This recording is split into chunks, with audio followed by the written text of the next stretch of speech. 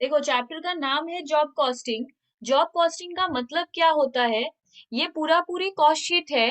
But cost sheet होता है, जैसे सोचो कि मेरा बेकरी शॉप है, हम केक बनाते हैं।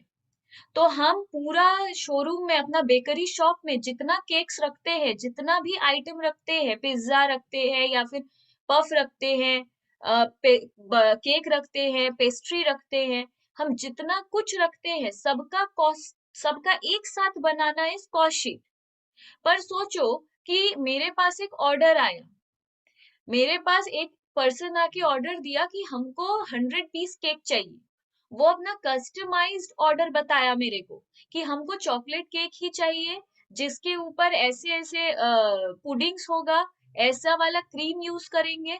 वो अपना ऑर्डर दिया हुआ केक बनवाया है, तो उसका कॉस्टिंग तो अलग निकलेगा, क्योंकि ऐसे मेरा एक केक बनाने में कॉस्ट प्राइस लगता है 100 रुपया। हम उसमें प्रॉफिट ऐड करते हैं 50 रुपीज, और हम एक एक केक सेल करते हैं 150 में। पर वो मेरा जो 100 रुपीज आया, वो सारा केक हम एक साथ बना लेते हैं, इसलिए उसका कॉस्टिंग मेरा 100 रुपीज पर केक आया है। पर अगर हम तुम्हारे लिए स्पेशली एक केक बनाते हैं, तो उसका कॉस्टिंग भी 100 रुपीज तो आएगा नहीं, उसका कॉस्टिंग थोड़ा ज्यादा होगा, क्योंकि हम वो तुम्हारे हिसाब से बनाए हैं। तो उसके लिए अलग से हिसाब निकालना इस जॉब कॉस्टिंग। एक एक जॉब के लिए कॉस्टिंग करना इस जॉब कॉस्टिंग, और एक साथ सारे केक का हिसाब करना इस कॉस्ट शीट। तो अगर हम 100-200 केक खुद बनाए हैं, तो पर केक आया अगर 100 रुपया, तो सारा केक का दाम है 100 रुपया। पर अगर हम तुम्हारे लिए स्पेशली केक बनाए हैं, then it is job costing. तो ये चैप्टर हम लोग कवर कर रहे हैं जॉब कॉस्टिंग। देखो इलस्ट्रेशन 1, इसमें बोल रहा है, as newly appointed cost accountant you find that the selling price of job number 9669 has been calculated on the following basis. ये पर्टिकुलर जॉब के लिए सेलिंग प्राइस निकालना है। इसको बनाने में हम लोग को मटेरियल लगता है 12 रुपीज 8 पैसे का। डायरेक्ट वेजेस है, 22 आवर्स काम करता है, एक आवर का है 25 पैसा, तो टोटल लगता है 5 रुपया 50 पैसा। डिपार्टमेंट में हम लोग का काम कौन कितना करता है? ए डिपार्टमेंट 10 घंटा, बी डिपार्टमेंट 4 घंटा, और सी डिपार्टमेंट 8 घंटा। इस तरह टोटल हुआ 22 आवर्स, इसलिए डायरेक्ट वेजेस में लिखा हुआ है 22 आवर्स। प्राइम कॉस्ट आ गया हम लोगों का, सबको प्लस करके, उसमें प्लस 33% ऑन प्राइम कॉस्ट, इतना हम लोग का कॉस्ट पर यूनिट आता है 23.44। ये हम लोग का ऐसा होता है, इस प्रोडक्ट को बनाने में, इस जॉब को करने में इतना लगा। N analysis of the previous years PL, पिछले साल क्या हुआ था? मटेरियल लग गया था 77,500 का, डायरेक्ट वेजेस में इतना खर्च हुआ था, फैक्ट्री ओवरहेड में इतना, सेलिंग कॉस्ट था इतना। Calculate and enter the revised cost using the previous figures as a basis. बोल रहा है ये जो हम लोगों को पीएल दिया है, खर्चा का हिसाब दिया है, वो पिछले साल का है। पिछले साल के बेसिस पे इस साल का कैलकुलेट करो और एक जॉब कॉस्ट शीट बनाओ। Add to the total job cost 10% profit, और जो भी मेरा कॉस्ट प्राइस आएगा उसमें 10% हम प्रॉफिट ऐड करके सेलिंग प्राइस बोलेंगे। तो ये प्रॉपर मेरा पूरा सम है। देखो, जो जो चीज पहले हम लोगों को लगता था, वो चीज आज भी लगेगा, तो पुराना चीज हम लोग पहले लिख लेंगे, दैट इज मटेरियल यूज्ड। जो चीज प्रीवियस ईयर का पीएल में दिया हुआ था, प्रीवियस ईयर का पीएल में दिया हुआ था मटेरियल यूज्ड।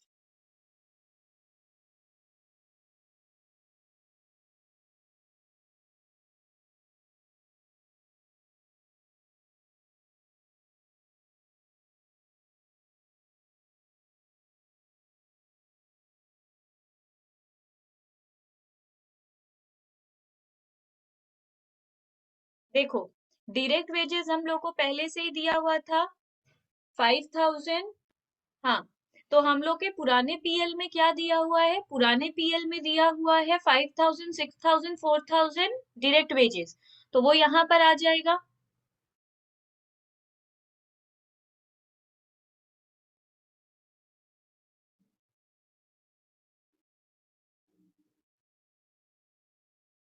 उसके बाद बोल रहा है फैक्ट्री ओवरहेड। फैक्ट्री ओवरहेड भी जो पहले से था वही आ जाएगा।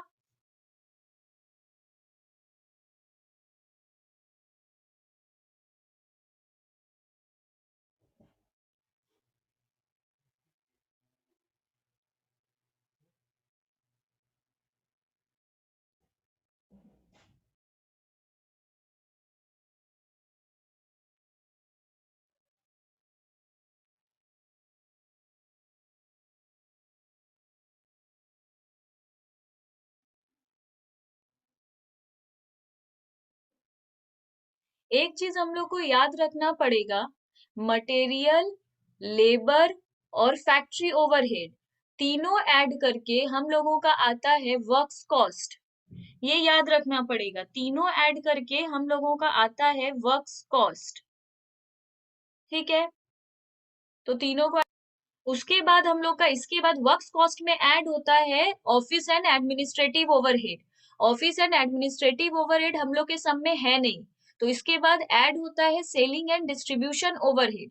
सेलिंग एंड डिस्ट्रीब्यूशन ओवरहेड के लिए यहाँ पर सेलिंग कॉस्ट दिया है, तो यहाँ पर हम लोग लिख देंगे ऐड सेलिंग कॉस्ट। तो सेलिंग कॉस्ट हम लोगों को कितना दिया है, 30,000।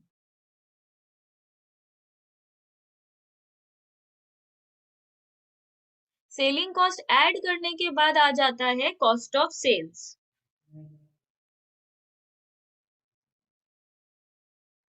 ये जो अभी हम लोग पूरा बनाए हैं ये ओल्ड पीएल के पास्ट रिकॉर्ड के हिसाब से हम लोगों का है, पर अब हम लोग क्या करेंगे, करंट जॉब कॉस्ट शीट बनाना होगा। ये था लास्ट ईयर का।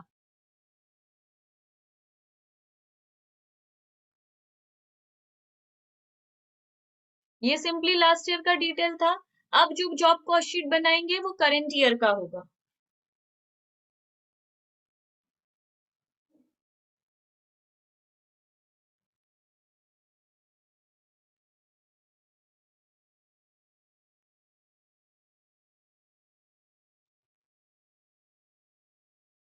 जो जो चीज पहले वाले जॉब कॉस्ट शीट में था वही वही चीज सिर्फ अभी के जॉब कॉस्ट शीट में हम लोग देंगे।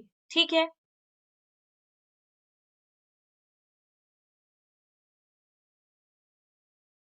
ये वाला जो करंट ईयर वाला बनाएंगे ये पूरा डिटेल में होना चाहिए, ये जॉब कॉस्ट शीट पूरा डिटेल में होना चाहिए। प्रीवियस ईयर वाला रफली बनाते हैं हम लोग, करंट ईयर वाला प्रॉपर होना चाहिए, तो इसको लिखना पड़ेगा रॉ मटेरियल कंज्यूम।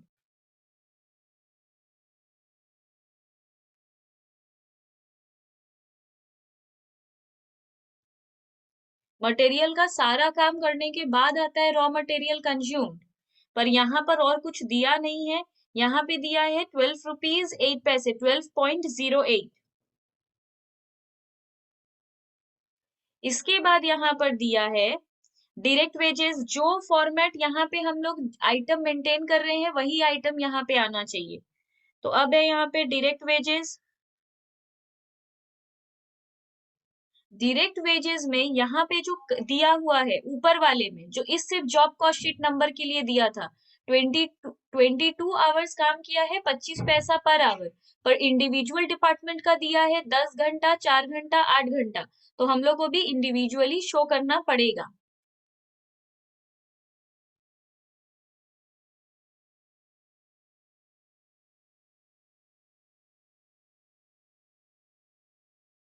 और 1 घंटे का चार्ज होता है 25 पैसा, मतलब 0.25। तो इंटू करके बोलो कितना आएगा। इसके बाद यहाँ पे लिखना पड़ेगा फैक्ट्री ओवरहेड। फैक्ट्री ओवरहेड हम लोगों का कितना दिया है, फैक्ट्री ओवरहेड इंडिविजुअली देखो दिया नहीं है। अभी के जो अभी रिसेंट हम लोग को इन्फॉर्मेशन दिया था उसमें फैक्ट्री ओवरहेड का कोई इन्फॉर्मेशन नहीं दिया है, तो ये इन्फॉर्मेशन हम लोगों को ऊपर से निकालना पड़ेगा। तो ABC डिफरेंट डिपार्टमेंट का रहेगा। फैक्ट्री ओवरहेड किस पे रहेगा, जो आवर्स था उतना आवर्स ही काम हुआ है।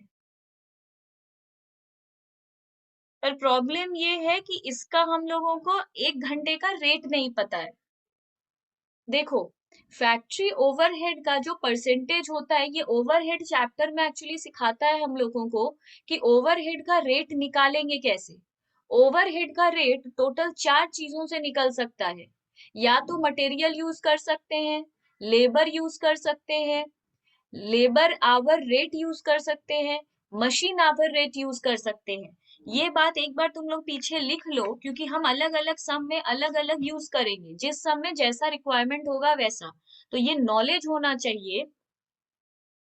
Factory overhead rate can be calculated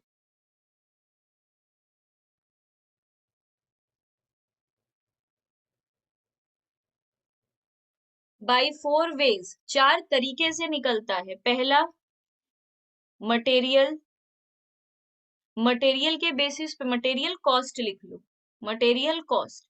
इसके बेसिस पे कैसे निकलता है?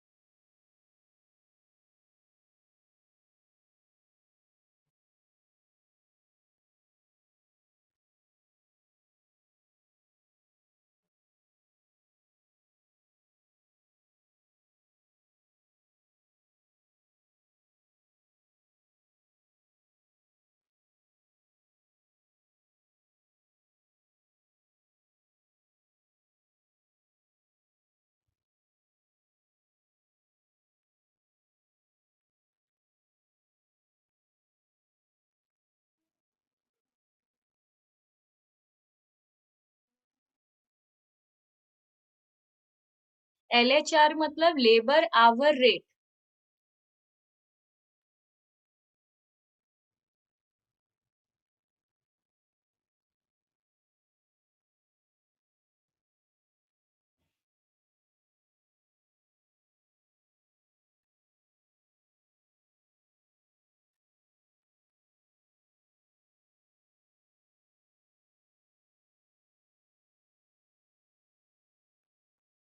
MHR का मतलब होता है machine hour rate.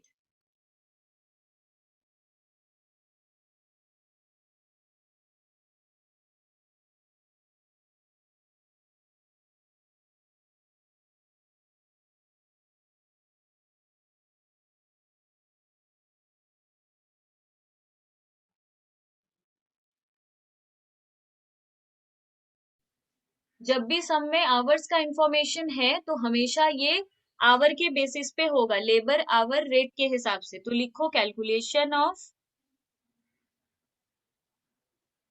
Labour our rates. अब लेबर आवर रेट का हम लोगों का फॉर्मूला क्या है? लेबर आवर रेट निकालने का फॉर्मूला है डायरेक्ट वेजेस इनटू,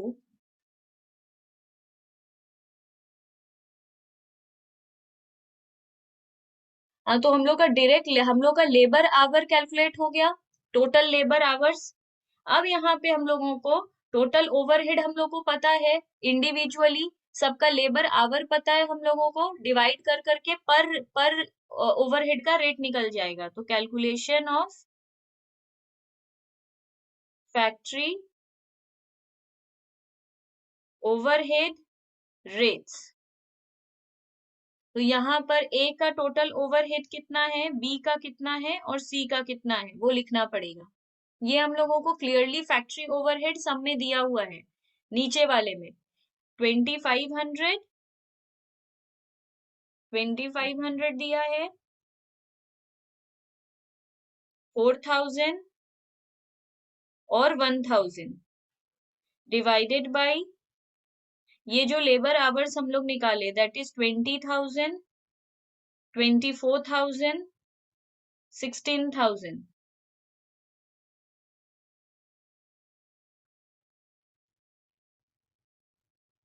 तो यहाँ पर हम लोग का फैक्ट्री ओवरहेड रेट आ गया। ये क्यों किए?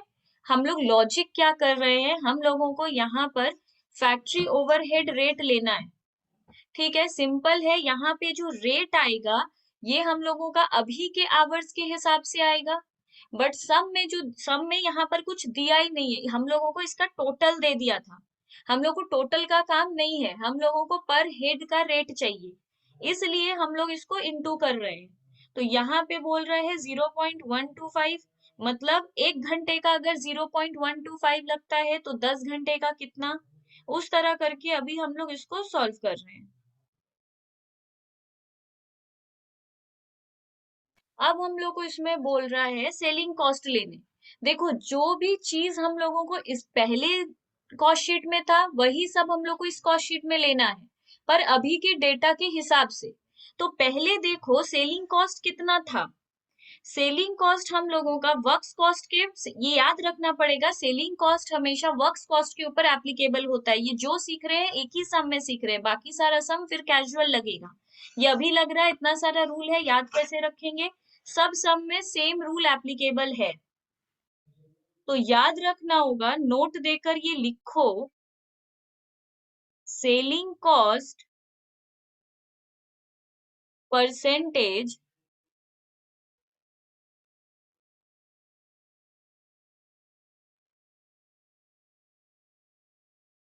Is based on works cost.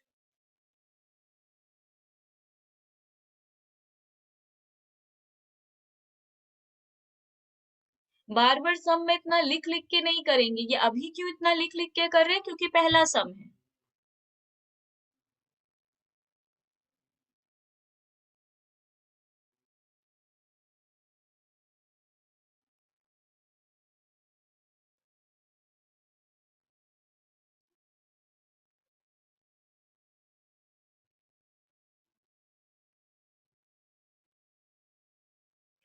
तो ये हम लोग को पता है कि 30% पहले था, जो चीज पहले था वो अभी भी होगा।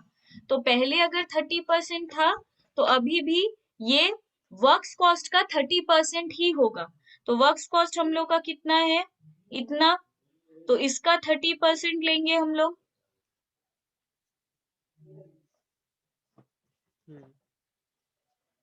तो अभी भी 6 रुपये आएगा, तो ये हो जाएगा 26.002। ये आ जाएगा कॉस्ट ऑफ सेल्स। सम में क्लियरली बोला था लास्ट में जो भी कॉस्ट आएगा उसमें प्रॉफिट ऐड कर देना 10%, ये क्लियर बोल दिया था। तो हम लोग भी कर दे रहे हैं ऐड प्रॉफिट 10% ऑफ 26.002।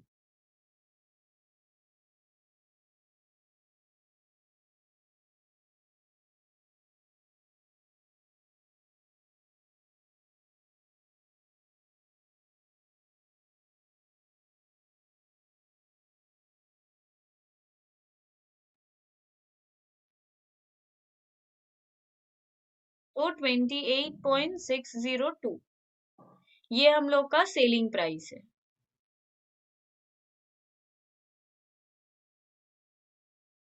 इलस्ट्रेशन 2 में बोल रहा है अ वर्क ऑर्डर। ये वर्क ऑर्डर मतलब एक पर्टिकुलर काम मिला है हम लोगों को, for 100 units of a commodity has to pass through 4 different machines.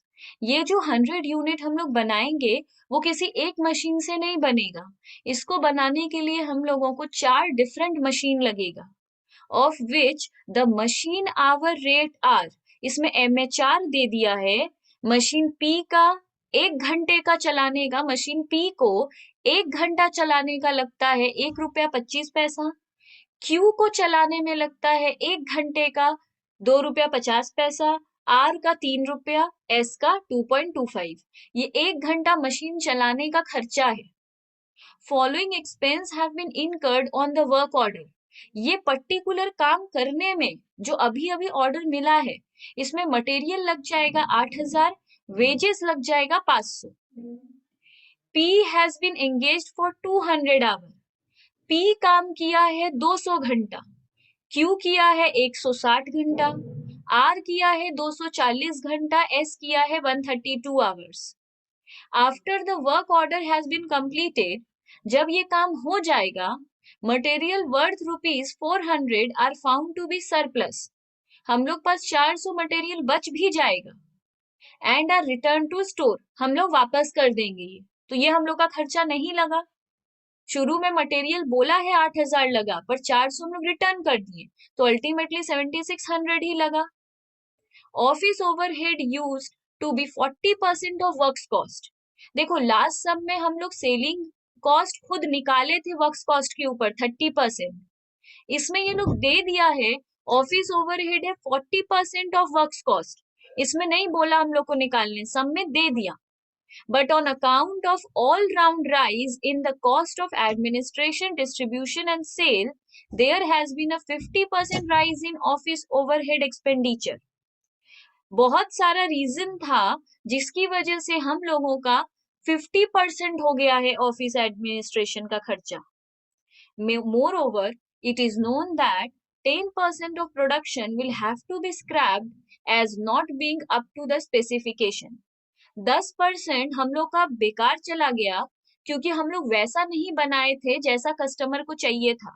वो जो स्पेसिफिकेशन दिया था हम लोग वैसा नहीं बनाए, तो 10% वेस्ट हो गया, नहीं लिया हम लोग से। And the sales proceeds of the scrap output will be only 5% of the cost of sale. और वो भी फिर हम लोग सस्ते दाम में निकाल दिए, स्क्रैप यूनिट भी हम लोग सेल कर दिए, पर जो जितना भी कॉस्ट था उसका 5% में बेचना पड़ा। If the manufacturer wants to make a profit of 20%, find out the selling price of a unit of commodity ready for cell.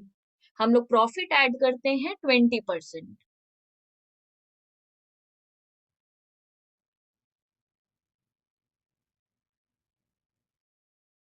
तो जैसे जैसे सारा खर्चा बोलता गया हम लोग सिंपली सारा लिख लेंगे जैसे जैसे बोला है। कोई भी ये टफ चीज नहीं है, बस जैसे जैसे बोला। सबसे पहले बोला मटेरियल 8,000 लेस मटेरियल रिटर्न। हम लोग मटेरियल रिटर्न कर दिए, जैसा कि हम लोग डिस्कशन में अभी पढ़े कि हम लोग 400 का मटेरियल रिटर्न कर दिए। तो रियल में मटेरियल कंज्यूम्ड कितना है? सिर्फ 7600। हम लोग मटेरियल कंज्यूम तो इतना ही किए, यूज तो इतना ही किए। इसके बाद था डायरेक्ट वेजेस। डायरेक्ट वेजेस हमें क्लियरली बोला था हम लोग का सिर्फ 500 का डायरेक्ट वेजेस लगा, तो यहाँ लिख दिए 500। अब रॉ मटेरियल कंज्यूम्ड और डायरेक्ट वेजेस ऐड होकर आता है प्राइम कॉस्ट। इस प्राइम कॉस्ट में हम लोग ऐड करते हैं फैक्ट्री ओवरहेड को। इस समय क्लियरली दिया था वर्क्स ओवरहेड बोलकर। अब वर्क्स ओवरहेड में फैक्ट्री ओवरहेड में आता क्या है? मशीन का खर्चा, क्योंकि मशीन फैक्ट्री में होता है। तो add factory overhead. Factory overhead works overhead सब सेम है, हम जनरली यूज करते हैं फैक्ट्री ओवरहेड। फैक्ट्री ओवरहेड में हम लोग क्या करेंगे? यहाँ देखो फैक्ट्री ओवरहेड के लिए हम लोग 4 बेसिस पढ़े थे। एक material cost, labour cost, labour hour rate, machine hour rate. ये सब में क्लियरली पता चल रहा है एमएचआर को बेस बनाना है, मशीन आवर रेट के बेसिस पे सम करना है। सब में बहुत क्लियरली एमएचआर का इंफॉर्मेशन दिया था। ठीक है, तो अगर याद नहीं रहता है तो खुद के लिए लिख सकते हैं on the basis of MHR. ये एग्जाम में भी लिख सकते हैं, ऐसा कोई बात नहीं है कि नहीं लिख सकते, ये लिखा जा सकता है। तो हम लोगों ने लिख दिया। अब हम लोगों का टोटल 4 मशीन था, पी क्यू आर एस। कौन सा मशीन कितने घंटे चला था ये इंफॉर्मेशन भी सब में दे दिया था। ये चला था 200 आवर्स, दूसरा वाला चला था 160 आवर्स, फिर था 240 आवर्स, फिर था 132 आवर्स। पर 1 घंटे का कितना, वो अगेन हम लोग के पास नहीं है। वो हम लोग को सम में दिया नहीं है कि 1 घंटे का कितना लग रहा है। अच्छा दिया है, ऊपर एमएचआर हम लोग को दे दिया है 1.25, 2.5, 3 और 2.25। ये नहीं देता तो अगेन हम लोग को वर्किंग्स में जाके निकालना पड़ता। तो यहाँ पे इंटू करके हम लोग इसको लिख लेंगे 250, 400, 720, 297। चारों को ऐड करके कितना लगा? अब यहाँ तक हम लोग का आ गया वर्क्स कॉस्ट। वर्क्स कॉस्ट के बाद आता है ऑफिस एंड एडमिनिस्ट्रेटिव ओवरहेड। यहाँ सब में क्लियरली दिया था ऑफिस ओवरहेड। ऑफिस ओवरहेड के इसलिए हम लोग सीधे यहाँ पे लिख सकते हैं एड ऑफिस ओवरहेड। अब सम में हम लोगों को दिया था ऑफिस ओवरहेड कितना है। ऑफिस ओवरहेड से रिलेटेड इंफॉर्मेशन क्या दिया था? Office overhead used to be 40% of works cost. Office overhead था हम लोग का 40% of works cost. But on account of all-round rise in the cost of administration, there has been a 50% rise in the office overhead expenditure. पहले कितना था? 40%। अब 40% में हम लोगों को 50% का राइज मिला है। याद रहे, there has been a 50% rise in office expenditure. तो पहले था 40%, अब 40% का 20% बढ़ गया है। ठीक है, इसके बाद हम लोग को बोल रहा है यहाँ के बाद अब वर्क्स कॉस्ट में ऑफिस ओवरहेड ऐड करने के बाद हम लोगों का आ जाता है कॉस्ट ऑफ गुड्स सोल्ड, जिसको हम लोग कहते हैं COGS।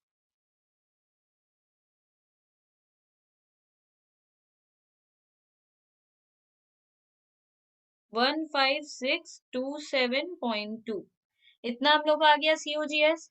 इसमें हम लोग ऐड करते हैं ऐसे सेलिंग एंड डिस्ट्रीब्यूशन ओवरहेड, पर वो हम लोगों का है नहीं। वो नहीं होने की वजह से हम लोग कॉस्ट ऑफ सेल्स इसी को कह देंगे। वो नहीं है इसलिए यही कहला जाएगा कॉस्ट ऑफ सेल्स भी। अब बोल रहा है हम लोग का इतना कॉस्ट लगा, पर हम लोग कुछ स्क्रैप भी सेल कर दिए, तो सेल ऑफ स्क्रैप। इतना खर्चा हुआ पर कुछ रुपया हम लोग का आ गया। कितना रुपया आ गया? हम लोग को क्लियरली बोला था 10% of production will have to be scrap. 10% कितना होता है? तो अब बोल रहा है कि 10% ऑफ प्रोडक्शन स्क्रैप हो गया था, तो हम लोग प्रोडक्शन इतना किए थे। एक्चुअली इसी को कह सकते हैं कॉस्ट ऑफ प्रोडक्शन भी, क्योंकि इसमें कुछ है ही नहीं। अगर WIP होता, वर्क इन प्रोग्रेस, ये सब तो अलग अलग स्टेप में ये सब निकलता है। अगर कुछ नहीं दिया है तो फिर सभी यही है। तो यही हम लोग का प्रोडक्शन भी है। प्रोडक्शन का 10% खराब हो गया, मतलब 1562 खराब हो गया, पर ये इतने में भी सेल नहीं हो रहा है, ये बिक रहा है सिर्फ 5% में। तो 5% इज 78.136।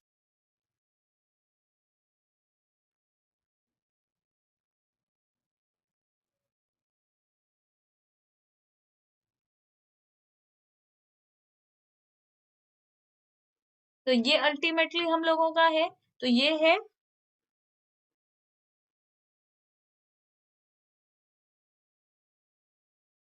Total cost. प्रॉफिट हम लोगों को रखने बोला था 20%।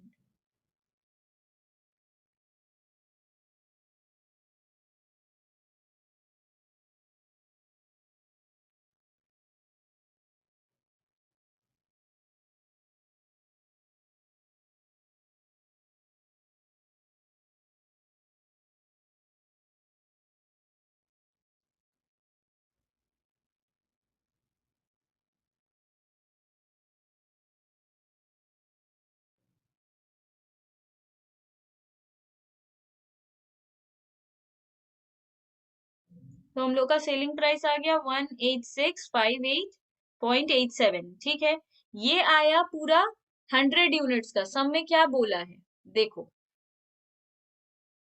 सम में क्लियरली बोला है find out the selling price of a unit. A unit मतलब एक यूनिट। पर हम लोग ये पूरा काम किए, 100 यूनिट बनाने का हम लोग को ऑर्डर मिला था, तो ये पूरा चीज हम लोग को 100 यूनिट पे दिया था, पर निकालने बोला है सिर्फ अ यूनिट। अ यूनिट मतलब एक यूनिट का। तो ये सेलिंग प्राइस है ऑफ 100 यूनिट। हम लोग को सेलिंग प्राइस चाहिए ऑफ 1 यूनिट। तो क्या करेंगे? 18658.87 डिवाइडेड बाई 100। तो हम लोग का आएगा 186.59 rupees.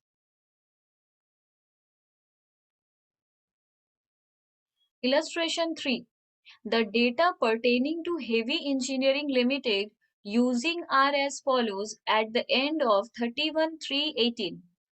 Direct material 9 lakh, direct wages 7,50,000, selling and distribution overhead 5,25,000, administrative overhead 4,20,000, factory overhead 4,50,000, profit 6,09,000. Prepare a cost sheet showing all the details. ये पूरे बात को एक कॉस्ट शीट में बनाकर दिखाने बोला है। ठीक है, वो तो हम लोग कर लेंगे। तो पहले वही चीज करते हैं, इस पूरे को एक प्रॉपर कॉस्ट शीट में बनाकर दिखाना होगा। तो अगर बोल ही दिया है कि कॉस्ट शीट बनाना है तो डेफिनेटली फुल फॉर्मेट में बनाएंगे, जो जो इन्फॉर्मेशन दिया है उसके बेसिस पे। तो लिखो इलस्ट्रेशन 3। जो जो इन्फॉर्मेशन ऊपर था वही इन्फॉर्मेशन को लिखो।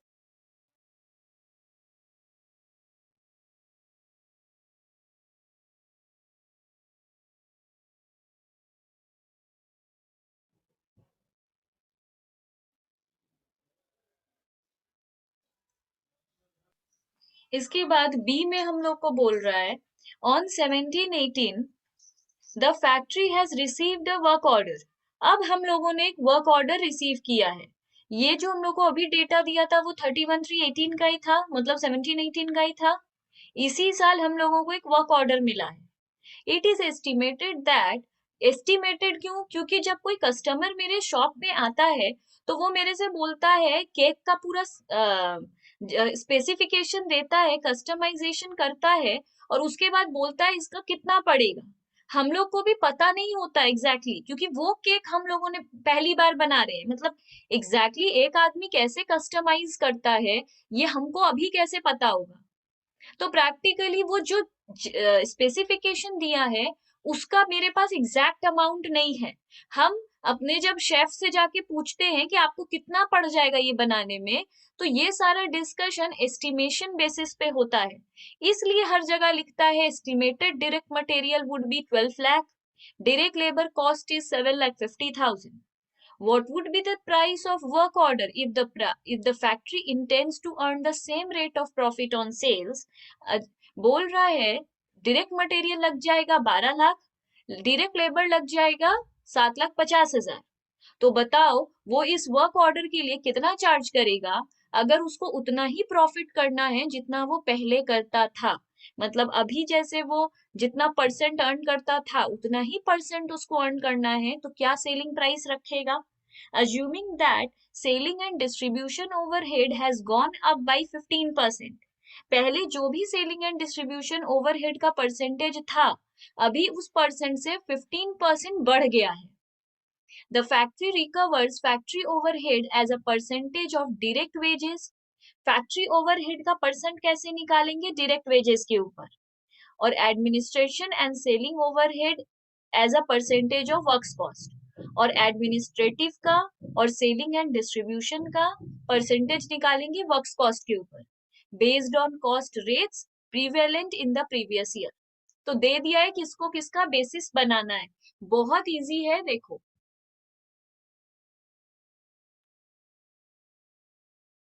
अगेन हम लोग जो फॉर्मेट पहले मेंटेन कर रहे थे डिट्टो वही फॉर्मेट अभी मेंटेन करेंगे। ये हमेशा एग्जाम में याद रखना, वो सारा आइटम हमको चाहिए जो पहले था। तो वो सब लिखना होगा, जॉब कॉस्ट शीट ये वो। हम सीधे शुरू कर रहे हैं। डायरेक्ट मटेरियल अभी बोल रहा है 12 लाख लगेगा। डायरेक्ट वेजेस बोल रहा है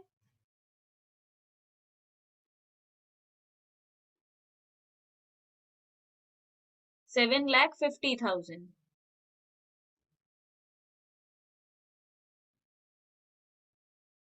तो 19,50,000 ये आ जाएगा हम लोग का प्राइम कॉस्ट। प्राइम कॉस्ट में ऊपर जो दिख रहा है वही हम लिखेंगे, add factory overhead. Factory overhead को लेकर लिखा क्या था, इसको इसका परसेंटेज हम लोग कैसे मिलेगा? फैक्ट्री ओवरहेड के लिए लिखा था factory overhead as a percentage of direct wages. Factory overhead का बेसिस निकालना है डायरेक्ट वेजेस के हेल्प से। तो workings factory overhead percentage of factory overhead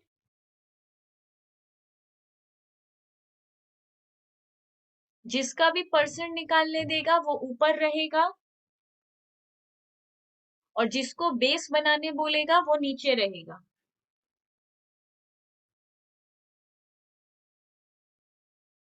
तो फैक्ट्री ओवरहेड पहले कितना था? 4,50,000 और बेस क्या है? Works cost 21 lakh.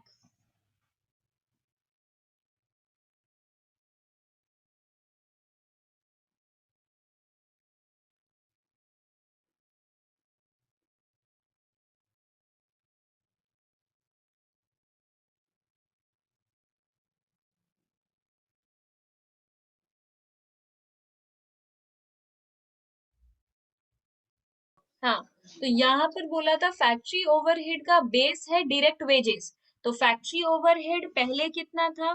पहले था फैक्ट्री ओवरहेड 4,50,000। उसके बाद इसका बेस बोल रहा है डायरेक्ट वेजेस मतलब 7,50,000। जिसको बेस बोलेगा वो ऑलवेज नीचे रहेगा, तो इस तरह आ गया 60%। तो अभी भी सेम होगा, ये परसेंट निकालते ही इसलिए है कि यहाँ पे सेम अप्लाई करे। तो यहाँ पे भी 60% ऑफ डायरेक्ट वेजेस ही होगा, मतलब 7,50,000 ही होगा।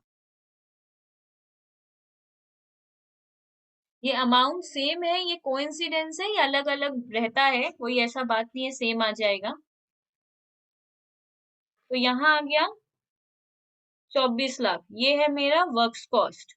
इसमें ऐड करेंगे एडमिनिस्ट्रेशन ओवरहेड। एडमिनिस्ट्रेशन ओवरहेड का क्या बेस दिया था? इसका हम लोग को दिया था administrative and selling and distribution overhead as a percentage of works cost. दोनों का ही बेस है वर्क्स कॉस्ट, ठीक है। हाँ, तो इसका वर्किंग्स में जाके करना पड़ेगा।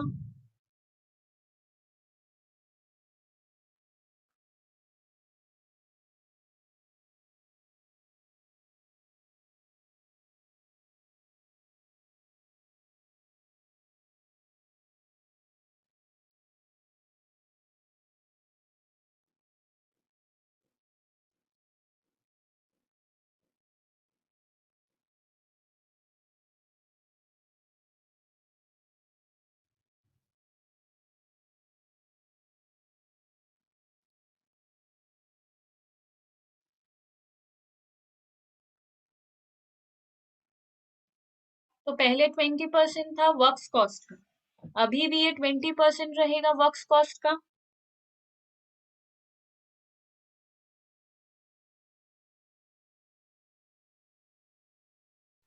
हाँ, इसके बाद हम लोग को बोल रहा है 25%। सम में हम लोगों को क्लियरली लिखा था कि सेलिंग एंड डिस्ट्रीब्यूशन में राइज आया था, कितने परसेंट का?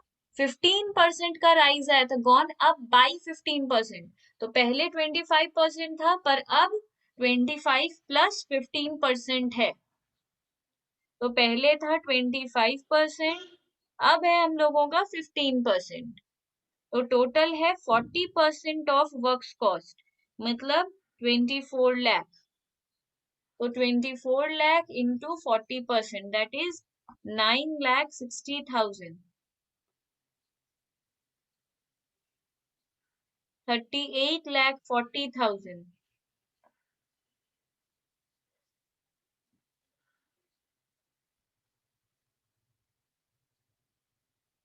अब प्रॉफिट के लिए बोला था, जो प्रॉफिट का रेट मेरा पहले था वही प्रॉफिट का रेट मेरा अभी भी है। तो पहले मेरा प्रॉफिट का रेट क्या था?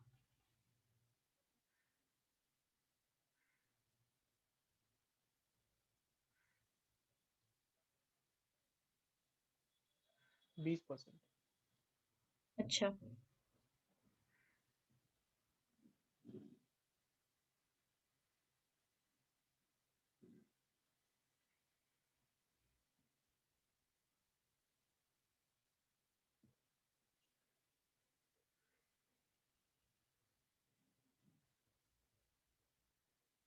अगर पहले 20% था तो आज भी ये 20% ही रहेगा, तो 20% of cost of sales.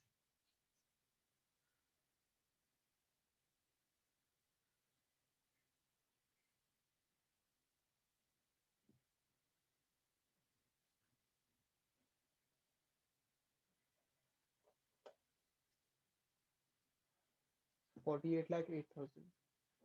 46,08,000। 46, sorry.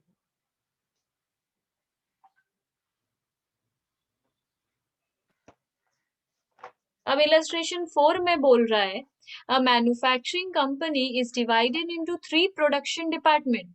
एक मैन्युफैक्चरिंग कंपनी है जिसका 3 डिपार्टमेंट है, A B and C. All production is to customers order. हम लोग जो भी प्रोडक्शन करते हैं वो कस्टमर के ऑर्डर देने के बाद। ऑल ऑर्डर्स आर डिसिमिलर, तो डेफिनेटली अगर जितना भी प्रोडक्शन करते हैं वो सारा ऑर्डर जब देता है कस्टमर तभी करते हैं, तो सारा ऑर्डर एक दूसरे से अलग होता होगा। And they go through all the 3 department, और सारा को तीनों डिपार्टमेंट से गुजरना पड़ता है। Manufacturing cost for a given period were as follows. Direct material ultimately दे दिया है 1,80,000, ये डिपार्टमेंट वाइज डिवाइड करके नहीं दिया, पर डायरेक्ट लेबर और इनडायरेक्ट कॉस्ट को दिया है। नीचे बोल रहा है the cost of producing a particular order, वो है सारे ऑर्डर के लिए, पर यहाँ बोल रहा है एक जन का ऑर्डर पूरा करने के लिए डायरेक्ट मटेरियल लगता है 1,000 रुपया, डायरेक्ट लेबर लगता है अलग अलग, और indirect cost 600। The general manager had a hazy idea that the jobs executed on orders of this nature are underpriced. General manager को लगता है हम लोग का अभी जो सेलिंग प्राइस है वो कम है। So the service of a firm of cost accountants of which you are a member have been acquired for a thorough investigation. तो हम लोग को लगता है अभी हम लोग सेलिंग प्राइस कम मांग रहे हैं, मतलब हम लोग को ज्यादा सेलिंग प्राइस रखना चाहिए था, तो इसके लिए हम लोग इन्वेस्टिगेशन कर रहे हैं। Can you detect, after a careful perusal of the limited available information, the fundamental fallacy of the company's method? Fallacy मतलब होता है कोई गलती। कंप्यूटर का लैंग्वेज में बात करें तो जो वायरस आ जाता है उसको फैलेसी कहते हैं, जो वायरस आ जाता है कंप्यूटर में। तो बिजनेस में भी अगर कोई वायरस आ जाता है तो उसे टेक्निकल टर्म में फैलेसी बोला है। तो क्या हम लोग के मेथड में कोई फैलेसी है, गलती है? Assuming that the direct labour cost is an acceptable basis of distributing. हम लोग जो मैन्युफैक्चरिंग कॉस्ट है वो एक ओवरहेड है, उसको बांटने बोल रहा है डायरेक्ट लेबर कॉस्ट के बेसिस पे। Prepare a revised cost of order distributing indirect manufacturing cost in a manner you consider more correct than the company's procedure. तो बताओ, दोबारा बनाओ। हम लोग का ऊपर बेसिकली बना हुआ है बहुत अच्छे से यही इंफॉर्मेशन पे, पर बोल रहा है मैन्युफैक्चरिंग कॉस्ट तो एक बार में दे दिया है 600, तो बोल रहा है इसको लेबर कॉस्ट के बेसिस पे बांट दो और फिर बना के दिखाओ जॉब कॉस्ट। तो यहाँ पे percentage of indirect manufacturing cost बोला on the basis of direct labour cost, ये है डायरेक्ट लेबर कॉस्ट। तो यहाँ क्लियरली बोल दिया है डायरेक्ट लेबर के कॉस्ट पे निकालो। तो ए बी सी 3 डिपार्टमेंट है, फॉर्मूला वही, जिसका बोला है वो ऊपर रहेगा, मतलब इनडायरेक्ट मैन्युफैक्चरिंग कॉस्ट ऊपर रहेगा, जिसको बेस बनाने बोला है वो नीचे रहेगा, डायरेक्ट लेबर कॉस्ट इनटू 100। तो अब सबका अपना अपना है। ए का इनडायरेक्ट मैन्युफैक्चरिंग कॉस्ट कितना है? 20,000। डायरेक्ट लेबर कॉस्ट कितना है? 40,000, ये ऊपर वाले बॉक्स में दिया हुआ है, इनटू 100। यहाँ पे है 40,000 बाई 20,000 इनटू 100। यहाँ पे है 30,000 बाई 30,000 इनटू 100। ये तो 100% होगा, ये 200% होगा, और ये 50% होगा। तो हम लोग के पास क्लियर है डायरेक्ट लेबर कॉस्ट का 50% ए में जाएगा। तो डायरेक्ट लेबर कॉस्ट कितना है? डायरेक्ट लेबर कॉस्ट है हम लोग का 600, 600 का 50% जाएगा इसमें, इसका ए का अपने का। 120 का 50%, 280 का 200% और सी का 200 का 100%।